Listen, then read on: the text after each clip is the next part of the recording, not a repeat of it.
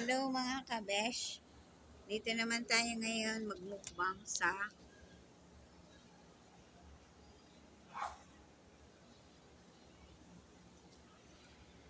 Manila City Hall. Dito lang tayo sa kantin, ilalim ng puno ng kahoy. Dito tayo sa garden at meron na nga tayo dito tilapia, prito, giniling, konting atsara at kape. At syempre, mawawala pa ba ang kape? Syempre, hindi pwede kasi malamig na ang kanin. Buti na lang may kantin dito sa ano, sa Manila City Hall. Galing na tayo sa Jose Reyes Hospital at natapos na ang check-up. Sobrang daming tao kaya ngayon lang kakain ng tanghalian, almusal at tanghalian na at hapunan. Kaya punta tayo dito sa City Hall, Manila City Hall para sa DSWD requirements at saka sa PhilHealth at saka para humingi ng medical assistance ba. So, na-inform na nga tayo ng mga dapat na mga requirements at kung saan pwedeng humingi ng tulong. Likewise, mga kabesh, bagong kabanata ng ating buhay. Kaya ang Lola Amelia ay kailangan kumain para lumakas ang katawan. Sa dalawang linggong mga mahigit na pag-asikaso sa medical problem natin. Mainit dito. No? Napakaganda ng kantin nila sa loob. Pero dito na lang tayo sa puno. Puno ng mangga. Ang second floor nito ay prosecutor's office. Kung saan doon ako nagpa-follow up pagka may mga cases. Tumaatan ng hearing. So right now, kumain muna tayo. Sobrang gutom na talaga. Mga kabeshi,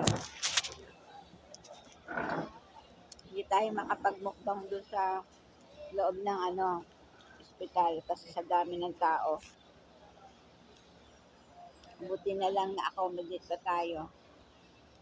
So, ito na walang almusal. Giniling.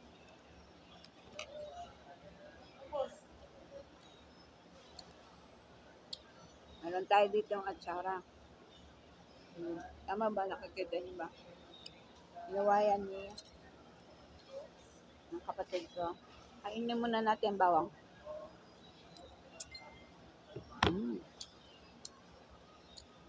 Siyempre, dahil meron naman tayo pritong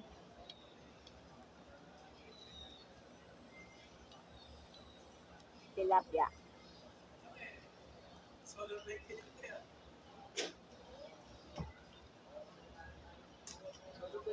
Ayan. Ayan tayong tilapia. Sobrang gutom. Meron rin tayo dito ang kape.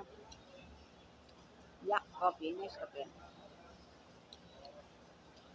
Kasi pag malamig ang pagkain, uminom ka ng kape. Nagbaon na rin tayo ng sariling kape. Ganun talaga. Pagka gusto mong mag-picnic kahit sa ang lugar.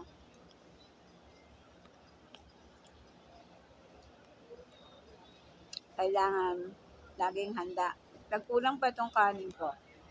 Ang mura ng kanila dito, extra rice, 20. Diba? Pati ang ulam nila dito, 35, 50, ganun lang. Siyempre, pag wala tayong pera at meron naman tayong mababaon mula sa bahay, kain na lang tayo.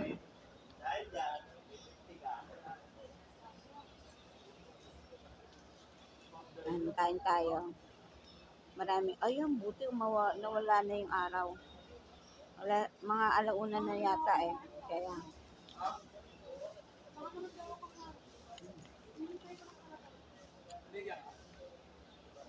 tayong mga kapitbahay. Wala tayong pake. Yung taong gutom. Walang pake. At kasi yung ribs ko.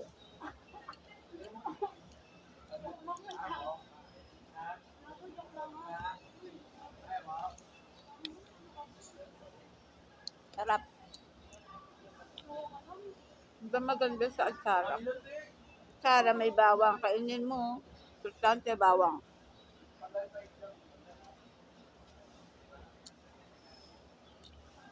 So, wala ka palang betadine sa bahay. At may emergency. Gawin mo lang. Kasugal ka. Dikdikin mo yung bawang. Tapos ilagay mo sa sugat mo. O di, haampat yung dugo. Tapos kung maragdugo naman yung sugat mo, aksidente ka, huwa ka ng Nescafe. O kahit anong kapeng instant, kapal mo doon sa sugat para tumigil lang yung pagdugo. Ayan, galing yun sa doktora niya, ha? Doktora Amelia. Kuli-kuli.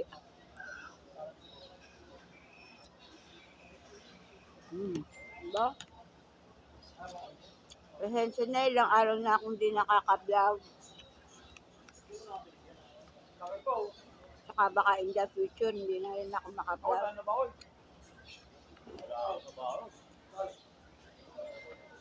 Ibang klase yung papaya.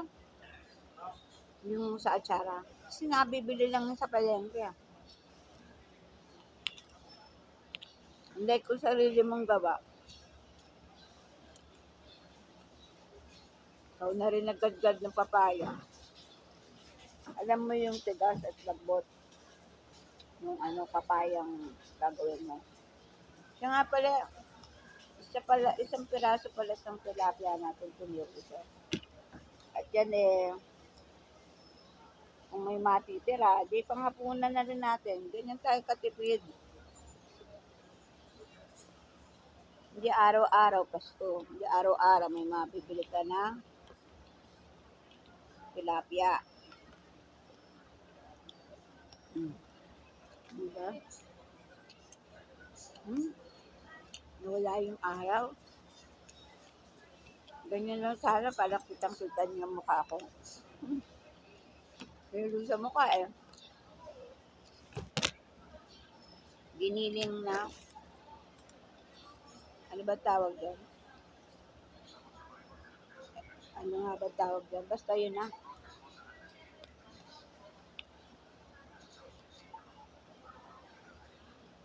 Aros Valenciana. Ewan ko, basta aros siya.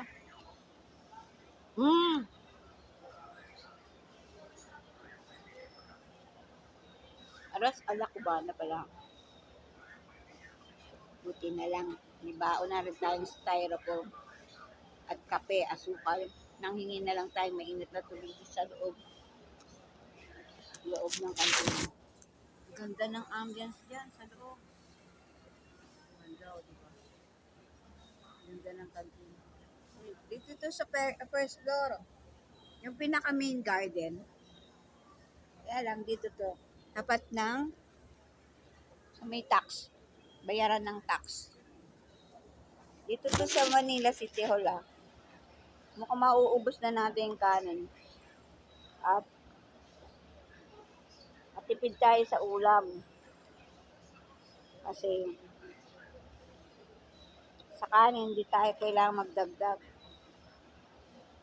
Tipid-tipid to the max tayo.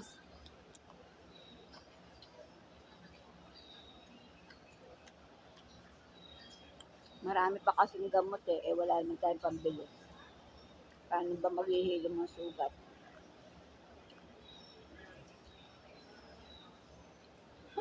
Kaya, lalo na dito sa ribs ko, sakit pa rin.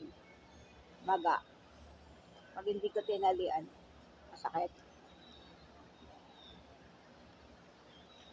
Hindi pala ako makahiga. Sabi nga ni Doc, continuous ko raw yung gamot para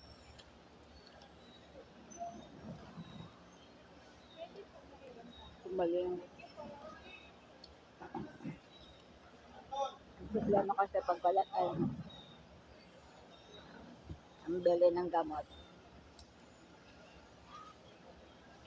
Kaya mingi tayo sa DSWD.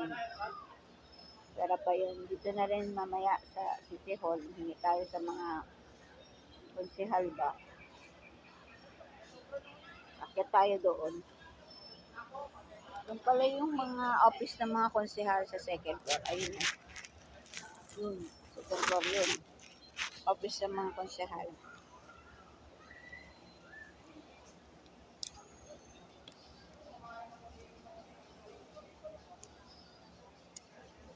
Tapos na yung rice, oh. Hindi ko naman to pinano. Saka marami pang giniling. Merong aso dyan mamaya.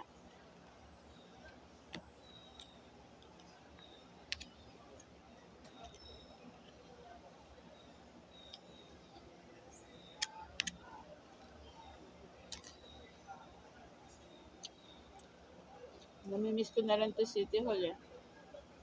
Manila City Hall.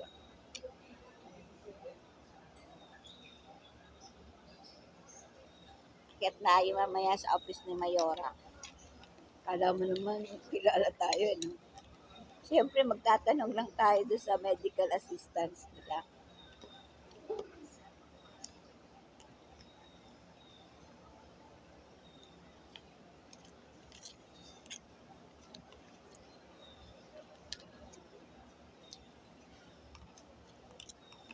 Tingnan natin kung mabibigyan tayo.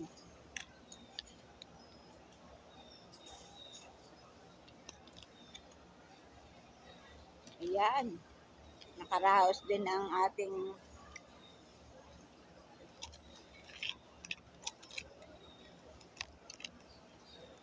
mukbang dito sa City Hall ng Manila.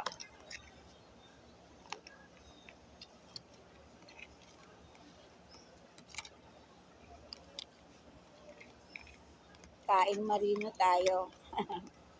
Para bang army. Mabilisan lang. Diba? Ayun. Salamat po.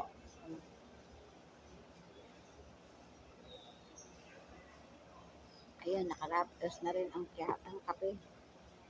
Ay, salamat po. Meron pa nga pala tayong dessert na ginawa ko kagabi. Gumawa tayo ng may natira pa ditong ginilin. Siyempre, iuwi pa natin mamaya yan para sa mga sa susunod na kain naman mamayang hapunan. Ganun katipid eh, no?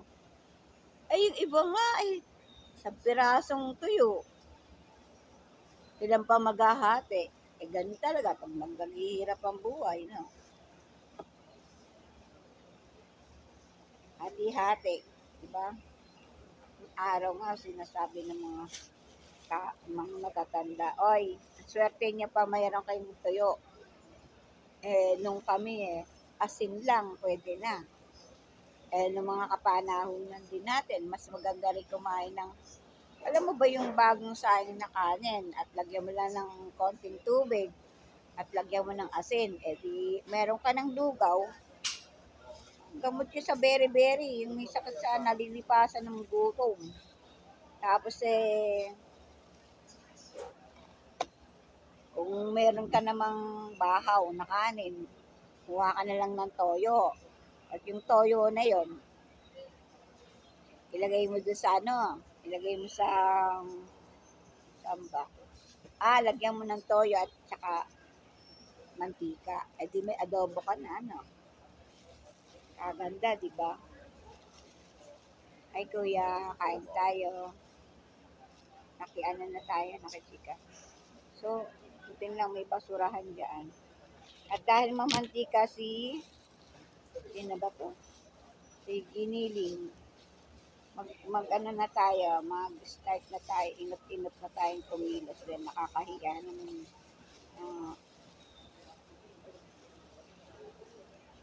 Nakakalat yung kinakain natin. Anyways, meron pa tayo ang kakainin na Gelatin. Ginawa ko yung gelatin na yun kagabi pa kasi gusto ko kasi may mga binigay si Nick sa akin, si aking BFF na pamangkin. At ginawa ko naman gulaman flavor. Lagyan lang natin ng asukal. Darang, anong flavor kaya? Parang grapes daw flavor. Ewan lang kung totoong grapes. O kung lasang grapes. Dahil nga tayo ay matakaw sa gelatin, alam nyo, pag nagugutom kayo, lagyan ko lang ito yung asukal eh. Alam nyo bang kagandahan ng gelatin? Maganda yan sa katawan. Sa mga gutom, importante kumain ka ng gelatin. Sa mga nagda-diet, yun na.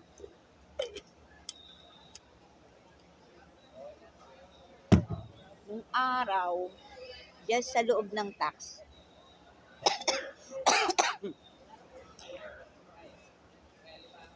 tax pin,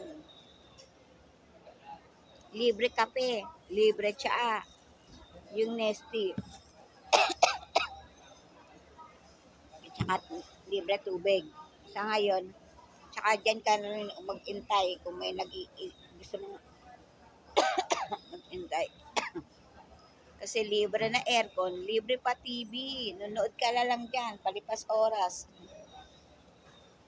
May hinihintay ka. Siya nga pala, nilaglagay ako ng bond paper dito sa likod ko kasi sobrang init, nabasa na yung likod ko.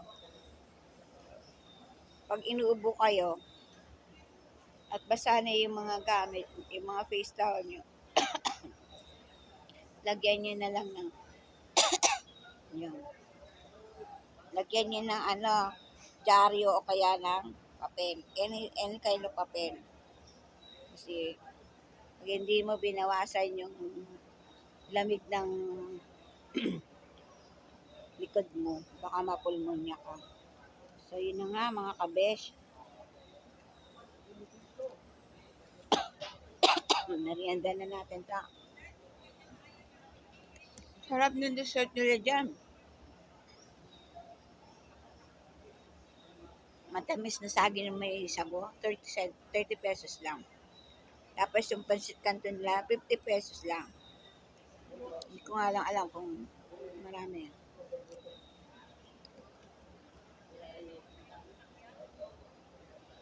Ano?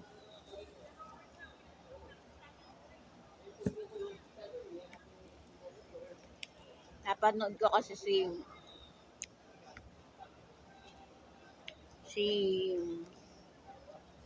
Chewy show. Yung vlogger na si Chewy. Pumunta siya sa Taiwan. Tapos nakita niya sa palengke. May naglalako ng gulaman pala.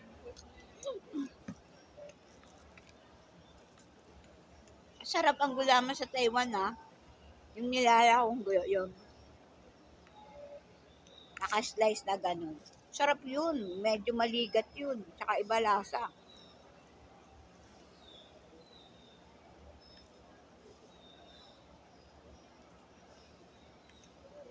Ito made from seaweed. Agar-agar. Kailangan natin magpalakas ng katawan. Kasi hindi ako nakakatulog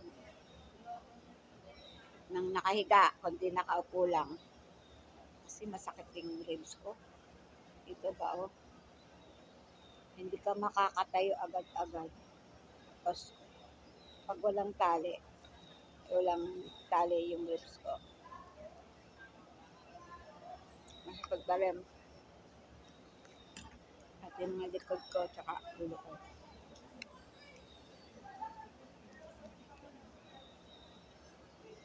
Baka mauubos ko to. Aha. Gusto niyo naman ng plain lang lagay nyo. Kung gusto niyo naman ng medyo matamis-tamis, lagyan niyo ng may condensed milk. Aside from asukal, may condensed milk lang sa ibabaw. Parang ano lang, design. Pero malasa. Mas malasa.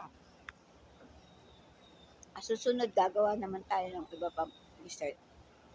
Kasi may mga nakatakong style ng dessert. Gagawa tayo. So, yun lang mga kabesh. Salamat sa pagsama sa mukbang dito sa Manila City Hall Garden Cafe, Garden Canteen. Bye everyone. God bless. And I hope hindi niyo ako makalimutan kahit kung minsan hindi na ako makakapag-vlog. Hindi na nga tayo monetize, hindi pa tayo makaka-vlog. Yun lang mga kabes, salamat ulit.